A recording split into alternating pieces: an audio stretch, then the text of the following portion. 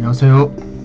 여러분의 세금 고민을 싹 풀어드리는 싹풀TV 이승희 세무사입니다.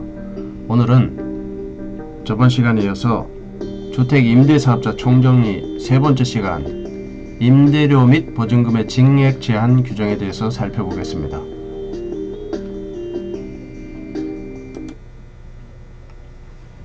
네, 임대료 증액 제한 규정은 일반적인 사인 간의 계약 자체의 원칙에 반하는 내용인데요. 특례법이 사인 간의 계약에 간섭하는 그런 모양을 하고 있습니다.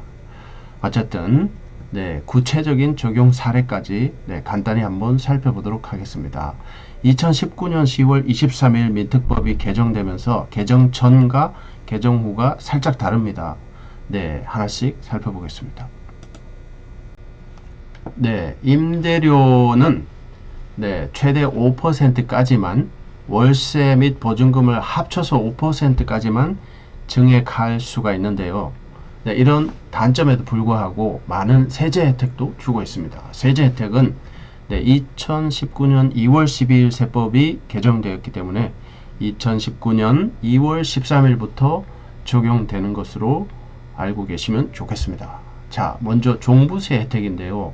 종부세는 6억을 초과하는 공시가격에 대해서만 과세를 하는데 여기서 합산해서 빼주겠다, 가세 제외, 즉 비과세 해주겠다, 이런 뜻입니다. 임대주택으로 등록한 주택만 그렇게 비과세 해주겠다, 그런 뜻입니다. 그리고 종합소득세인데요. 임대주택으로 등록하고 5% 증액 제한 규정까지 지키면은 분리과세 시 필요경비가 50%에서 60%로, 분리과세 시 기본공제가 200에서 400으로 이렇게 늘어납니다. 그리고 종합소득세 감면 제도도 단기 4년 30%, 장기 8년 75%, 무려 4분의 3을 감면해 주는데요. 이것도 5% 증액 제한 규정을 지키시면 가능한 감면 제도입니다.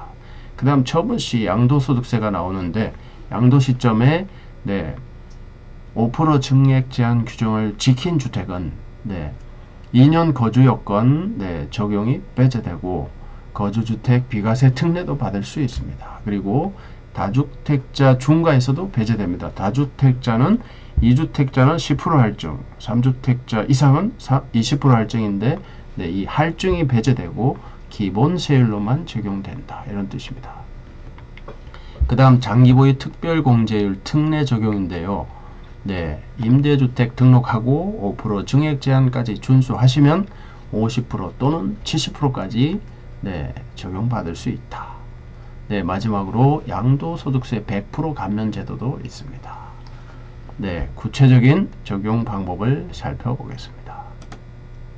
2019년 10월 23일 민특법이 개정되면서 전과 후로 살짝 내용이 다릅니다. 무엇이 다른지 자세히 보시기 바라겠습니다. 먼저 개정 전은 임대사업자로 등록 후 기존 계약을 갱신하거나 신규 계약 체결 시 이때를 처음 계약, 기준 계약으로 보고 이후의 계약부터 5% 증액 제한 여부를 따지겠다는 겁니다. 구체적인 사례를 보겠습니다. 2018년 10월 30일 전세 3억 계약을 했습니다. 그리고 다음해 2019년 10월 20일 개정 전이죠. 개정 전에 임대사업자 등록을 했습니다. 그리고 2년 후인 2020년 10월 30일 임대차 계약을 갱신했습니다. 이렇게 되면은 어떻게 됩니까? 여기 보시면 기존 계약 갱신 시, 신규 계약 체결 시 모두 최초 계약, 기준 계약으로 봅니다. 그러므로 이 최초 계약으로 간주되어서 5% 증액 제한 규정이 적용이 안 되고 2020년에서 2년 후인 2020년 10월 30일 임대차 계약을 재갱신할 경우 두 번째 계약으로 봐서 5% 증액 제한을 따지겠다, 이런 뜻입니다. 요점은 뭔가요? 기존 임대차 계약을 고려하지 않는다는 겁니다. 일단 민간주택 임대사업자로 등록 이후부터 첫 계약, 즉 기준계약으로 보고 기준계약은 100으로 보겠다는 거죠. 100%. 그 이후에 105% 증액 제한 여부를 따지겠다. 이런 뜻입니다. 네, 많이 봐주고 있는 그런 생각이 듭니다. 그러다가 네, 좀 쪼여오기 시작합니다. 10월 24일 개정 이후부터는 요게 바뀌었습니다. 네, 기존 임대차가 있는 경우 종전 임대차 그 자체를 첫 계약, 즉 기준 계약 100% 베이스로 보겠다. 이런 뜻입니다. 이게 바뀐 겁니다. 네, 기존 임대차가 없으면 종전과 동일합니다. 주택 임대사업자 등록 후, 네, 등록 후 새로 계약하는 것을 첫 계약으로 봅니다. 기준 계약으로 보니까 전과 동일한 거죠. 네. 구체적인 사례입니다. 2018년 10월 30일 전세 5억 네, 계약했습니다. 그리고 2019년 10월 30일 개정 이후에 등록을 했습니다.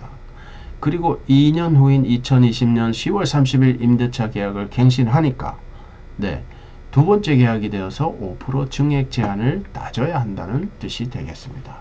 물론 2년 후가 되는 2020년은 세 번째 계약이 되니까 당연히 5% 증액 제한 여부를 따지게 되는 거죠.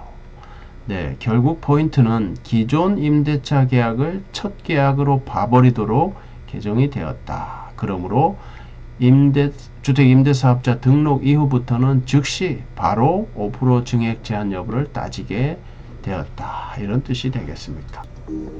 네, 이상으로 주택 임대사업자 임대료 증액 제한 규정 5%에 대해서 살펴보았습니다. 다음 시간에는 네, 종합소득세 과세 여부와 네, 분리과세와 종합과세의 현명한 선택에 대해서 알아보겠습니다.